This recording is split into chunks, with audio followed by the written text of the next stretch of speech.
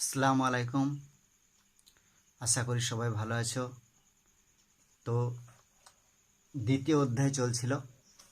দ্বিতীয় অধ্যায়ে দ্বিতীয় বিশ্বযুদ্ধ পর্বে আন্তর্জাতিক সম্পর্ক, এই অধ্যায় থেকে আমরা একটা ভিডিও দিয়েছি ঠান্ডা লড়াই। এবার আমাদের আজকে আর আলোচ্য বিষয় দ্বিমেরুকরণ। তো দ্বিমেরুকরণ কি আমরা সেটাই আগে জেনে নেব। বা দ্বিমেরুকরণ বলতে কি বোঝো, কাকে বলে? দ্বিমেরুকরণ কাকে বলে এটা আমরা জেনে নেব আগে। তো দ্বিমেরুকরণ হলো পৃথিবীতে ক্ষমতায়নের এমন এক ধারণা যার ফলে দুটি রাষ্ট্র বা গোষ্ঠী একটি বৃহৎ রাষ্ট্রের তাবেদারিতে বিপুল সামরিক, অর্থনৈতিক এবং সাংস্কৃতিক ক্ষমতায় বলীয়ান হয়ে ওঠা। দ্বিতীয় বিশ্বযুদ্ধোত্তরকালে বিশ্ব রাজনীতিতে দুটি পরস্পর বিরোধী গোষ্ঠীর উদ্ভব ঘটেছিল।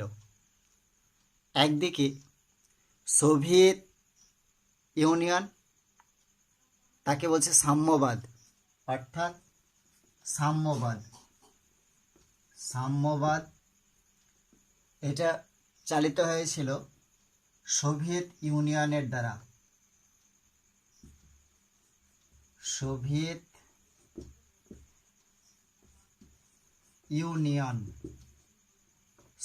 ইউনিয়নের দ্বারা। আর আরেক প্রান্তে ছিল পুঁজিবাদ।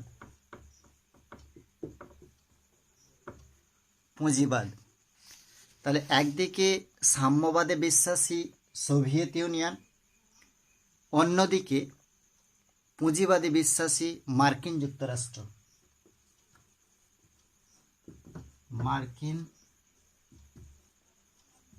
যুক্তরাষ্ট্র। তাহলে একদিকে সাম্যবাদ, অন্য প্রান্তে পুঁজিবাদ। সাম্যবাদ সোভিয়েত ইউনিয়নের দ্বারা পরিচালিত আর পুঁজিবাদ মার্কিন যুক্তরাষ্ট্রের দ্বারা পরিচালিত। তো একদিকে সাম্যবাদে বিশ্বাসী সোভিয়েত ইউনিয়ন আর অপর দিকে হচ্ছে মার্কিন যুক্তরাষ্ট্র, অর্থাৎ তার পুঁজিবাদী রাষ্ট্র। এই দুই বিবাদমান পরস্পর বিরোধী দুটি গোষ্ঠীর উদ্ভব ঘটে। তো এই দুই পরস্পর বিরোধী শক্তি জোট তাদের মতাদর্শকে কেন্দ্র করে দ্বিমেরু বিশিষ্ট ব্যবস্থার জন্ম দেয়। 1991 খ্রিস্টাব্দে সোভিয়েত ইউনিয়নের পতনের পর দ্বিমেরু ব্যবস্থার অবসান ঘটেছিল। তো ওটাকে আমরা বলছি দ্বিমেরুকরণ রাজনীতি। দীর্ঘ ৪৫ বৎসরব্যাপী দ্বিমেরুকরণ এই যুদ্ধে পৃথিবীর একাধিক আণবিক অস্ত্র প্রয়োগজনিত কারণের ধ্বংসের মুখে এসে দাঁড়িয়েছিল। দুই বিবাদমান শিবিরের পক্ষ থেকে গোয়েন্দাগিরি এর পাশাপাশি মনে করতে হবে দ্বিমেরুকরণ ব্যবস্থা অস্তিত্বকালীন সময়ে বিভিন্ন ঘটনা উপাদানের দ্বারা প্রভাবিত হয়ে তীব্র এক চ্যালেঞ্জের মুখে দাঁড়িয়েছিল। তো সেই চ্যালেঞ্জের মুখোমুখি দাঁড়িয়ে বেশ কয়েকটি চ্যালেঞ্জের মুখোমুখি দিকটাকে আমরা আলোচনা করব। দ্বিমেরুকরণ একটা চ্যালেঞ্জের মুখে এসে দাঁড়িয়েছিল। তো দ্বিমেরুকরণকে পরীক্ষামূলকভাবে যদি দেখা যায়, তো মার্কিন যুক্তরাষ্ট্রের উদ্যোগে মার্শাল পরিকল্পনা হয়েছিল, ন্যাটো গড়ে উঠেছিল, সিয়াটো, মেডো, ইইসি এই সবগুলো গড়ে উঠেছিল। আর অপরপক্ষে সোভিয়েত ইউনিয়নের নেতৃত্বে কমেকন, ওয়ার্স চুক্তি। তাহলে দেখা যাচ্ছে এখানে লক্ষণীয় বিষয় হলো সোভিয়েত ইউনিয়ন অপেক্ষা মার্কিন যুক্তরাষ্ট্র অর্থনৈতিক ও সামরিক সংস্থা গঠন করেছিল। তো দ্বিমেরুকরণ রাজনীতির প্রকৃতি বিশ্লেষণ করতে গিয়ে আন্তর্জাতিক রাজনীতির বিশেষজ্ঞ তারা লক্ষ্য করেছেন যে দ্বিমেরুকেন্দ্রিক শক্তিসাম্য প্রতিষ্ঠা ও রক্ষার একটি চরম ব্যবস্থা হিসেবে তারা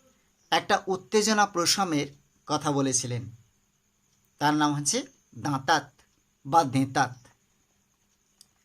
তো ফরাসি রাষ্ট্রপতি দ্য গল প্রথম দাঁতাত শব্দটি ব্যবহার করেছিলেন। দাঁতাত শব্দের অর্থ হচ্ছে উত্তেজনা প্রশমন।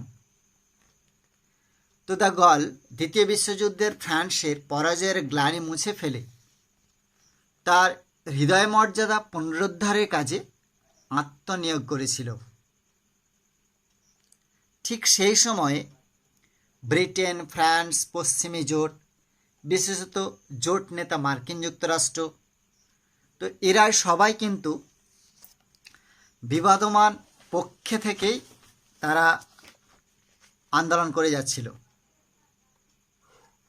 তো সে যাই হোক, অবিন্যস্ত এবং শিথিল দ্বিমেরুকেন্দ্রিকতা থাকার ফলে তদানীন্তন রাষ্ট্রগুলির একটি বড় অংশ জোট নিরপেক্ষতা অর্থাৎ সেই সময় জোটের যোগদান না করে স্বাধীনভাবে চলার নীতি অনুসরণ করেছিল অনেক রাষ্ট্রই, অর্থাৎ জোট নিরপেক্ষভাবে। প্রধানত এশিয়া, আফ্রিকা, লাতিন আমেরিকা, এই সদ্য স্বাধীনতাপ্রাপ্ত দেশগুলি এই নীতি অনুসরণ করেছিল। তো দ্বিমেরুকেন্দ্রিকতা কার্যত চ্যালেঞ্জ করেই এই আন্দোলনের উৎপত্তি বা বিকাশ ঘটিয়েছিল। তো সে যাই হোক, আরেকটা লক্ষণীয় বিষয়, যুগোস্লাভিয়া একটি সমাজতান্ত্রিক দেশ হলেও সেখানকার রাষ্ট্রপ্রধান মার্শাল টিটো ছিলেন জোট নিরপেক্ষ আন্দোলনের অন্যতম প্রতিষ্ঠা। আবার সুইজারল্যান্ড যেমন কোনো রাষ্ট্রের যোগদান করেনি সেই, তেমনি জোট নিরপেক্ষ আন্দোলনেও যোগ দেননি, তাহলে সে কোনো জোটেই ছিল না। ওই দেশটি নিরপেক্ষতার নীতি অনুসরণ করে চলছিল। তাই বলা যেতে পারে যে দ্বিতীয় বিশ্বযুদ্ধের পরবর্তী সময়কার দ্বিমেরুকেন্দ্রিকতা আদৌ সুবিন্যস্ত বা কঠোর দ্বিমেরুকেন্দ্রিকতা ছিল না, সেটিকে অবিন্যস্ত বা শিথিল দ্বিমেরুকতা বললে চিহ্নিত করাই যায়। সেটা পরবর্তীকালে আবার এই দ্বিমেরুকেন্দ্রিকতা এক মেরুকেন্দ্রিকতায় পরিণত হয়েছিল। দ্বিতীয় বিশ্বযুদ্ধের পরবর্তী সময়ে কোনো সুবিন্যস্ত বা কঠোর দ্বিমেরুকেন্দ্রিকতার অস্তিত্ব লক্ষ্য করা যায়নি সেই সময়, অর্থাৎ আস্তে আস্তে পরিবর্তন হয়েছিল। যেমন ঠান্ডা লড়াইয়ের ফলে তার অবস্থারগত পরিবর্তন এসেছিল 5টা পর্যায়ে। সেই পরিবর্তনটা এনেছিল কারা কারা? যেমন মার্শাল প্ল্যান, তারপরে দাঁতাত, মেডো, সিয়াটো, সেন্টো, এরাই শেষ পর্যন্ত পরিবর্তন এনেছিল। তো তার অন্তিম পর্বেই জন্ম নিয়েছিল কিন্তু দ্বিমেরুকেন্দ্রিকতা। তো সে যাই হোক, এই দ্বিমেরুকেন্দ্রিকতা তার প্রকৃতি আলোচনা করলাম, আমরা শ্রেণী বিভাজন করলাম। তো এবার আমরা পরের ভিডিওতে জোট নিরপেক্ষতা সম্পর্কে আলোচনা করব। তো এখানেই এটা, থ্যাংক ইউ।